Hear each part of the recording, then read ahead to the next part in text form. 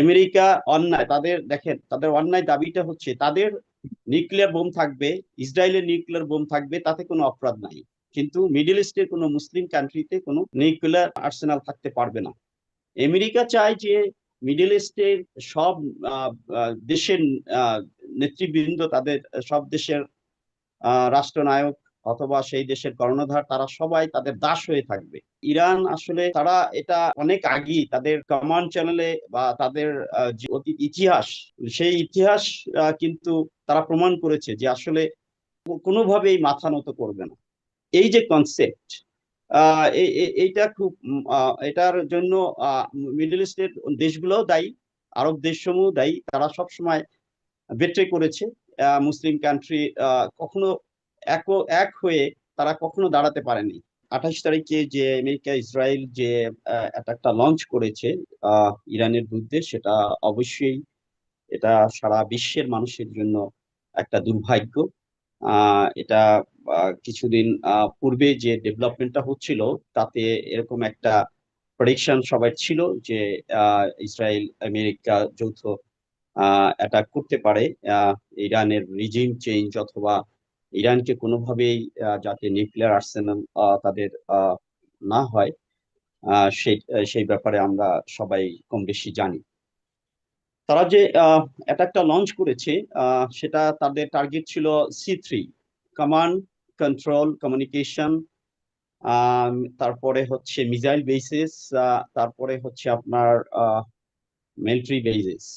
এইগুলোর উপরে তাদের নিখুঁত টার্গেট ছিল, নিখুঁত অ্যাটাক ছিল। আমরা জানেন ইতিমধ্যে তাদের সর্বোচ্চ ধর্মীয় নেতা আয়াতুল্লাহ খমেনি উনি শাহাদাত বরণ করেছেন। কিন্তু সবচাইতে প্যাথেটিক হচ্ছে যে তারা অনেক প্রিসিশন টার্গেটকে তারা অ্যাটাক করেছে, কিন্তু আপনারা দেখেন যে একটা স্কুলে কিন্তু তাদের এই যে মিসাইল হিট করেছে, এবং যেখানে প্রায় 40 মতো শিশু বাচ্চারা মৃত্যুবরণ করেছে। তো এটা একটা ব্রুটালিটি আসলে। আমেরিকা তো আসলে কোনো দেশকে তোয়াক্কা করে না, কোনো সংস্থাকে সে কাউন্ট করে না, কোনো নিয়ম নাই, কোনো নীতি নাই।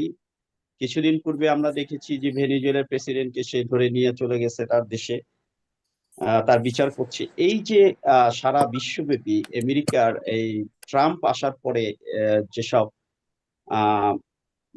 অ্যাক্টিভিটিস শুরু হয়েছে, সেটা কোনোভাবেই মানব সভ্যতার জন্য কল্যাণকর নয়। ডেফিনেটলি আহ এটা উম, আহ, আমরা কিছুদিন পূর্বে যে গাজাতে যে ব্রুটালিটি দেখছি ইসরায়েল কর্তৃক বছরের পর বছর, সেখানেও আসলে বিশ্ব বিবেক বা বিশ্ব কোনো সংস্থা আছে সেটা কিন্তু বোঝাই যাচ্ছে না। অর্থাৎ আমি বলবো কমপ্লিট বিশ্বের যে আহ, একটা অর্ডার রয়েছে, সেই অর্ডারটাকে ডিস্ট্রয় করে দিয়েছে আমেরিকা। আমেরিকা অন্যায় তাদের দেখেন, তাদের অন্যায় দাবিটা হচ্ছে তাদের নিউক্লিয়ার বোম থাকবে, ইসরায়েলের নিউক্লিয়ার বোম থাকবে, তাতে কোনো অপরাধ নাই। কিন্তু মিডল ইস্টের কোনো মুসলিম কান্ট্রিতে কোনো নিউক্লিয়ার আর্সেনাল থাকতে পারবে না, তাদের বোম থাকতে পারবে না। এটা তো অ্যাবসলিউটলি অন্যায়, অ্যাবসলিউটলি এটা মেনে নেওয়া যায় না। এবং ইরান আসলে তারা এটা অনেক আগেই তাদের কমান্ড চ্যানেলে বা তাদের যে অতীত ইতিহাস, সেই ইতিহাস কিন্তু তারা প্রমাণ করেছে যে আসলে কোনোভাবেই মাথা নত করবে না। আমেরিকা চায় যে মিডল ইস্টের সব দেশের আহ, নেতৃবৃন্দ, তাদের সব দেশের রাষ্ট্রনায়ক অথবা সেই দেশের কর্ণধার, তারা সবাই তাদের দাস হয়ে থাকবে।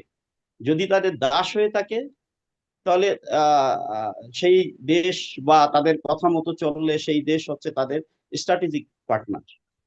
এই যে কনসেপ্ট, এইটা খুব এটার জন্য মিডল ইস্টের দেশগুলোও দায়ী, আরব দেশসমূহ দায়ী। তারা সব সময় বেট্রে করেছে। মুসলিম কান্ট্রি কখনো এক এক হয়ে তারা কখনো দাঁড়াতে পারেনি। আপনি যদি ইসরায়েল রাষ্ট্র প্রতিষ্ঠার পর থেকে 1948 থেকে যদি আমরা দেখি, যে বড় বড় যে তিনটি ওয়ার হয়েছে, আরব ইসরায়েল ওয়ার, 1967-এ যে 6 ডেজ ওয়ার, তারপরে 1973-তে ইয়াম কিপুর ওয়ার, এই সব সময় দেখতে পাচ্ছিলাম যে আমরা মানে ইতিহাস যদি আপনি অ্যানালাইসিস করে দেখবেন যে সব সময় ইজিপ্ট, সিরিয়া, জর্ডান যখনই তারা যুদ্ধের পক্ষ ছিল, তখনই তাদের মধ্য থেকে কিন্তু এই বিশ্বাসঘাতকতা হয়েছে।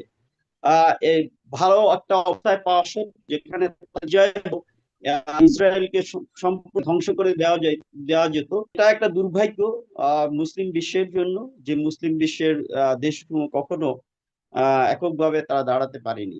ইরান যে রিটালিয়েট করেছে, ইরানের রিটালিয়েটটা কিন্তু এক্সপেক্টেড ছিল, এবং আপনি জানেন যে তাদের টার্গেট, তারা এই টার্গেট গুলোর ব্যাপারে কিন্তু আগে থেকে তারা ঘোষণা দিয়েছে যে আমরা যেসব মিত্র দেশ আছে আমেরিকার মধ্যপ্রাচ্যে, তাদের সবগুলা বেস, যেখানে আমেরিকান বেস আছে সেখানে হিট করবে, এবং তারা কিন্তু তাদের 5টা বেইসে কিন্তু হিট করেছে। এবং দ্য সেম টাইম তারা কিন্তু ইসরায়েলের বিভিন্ন শহরে কিন্তু মিসাইল অ্যাটাক করেছে।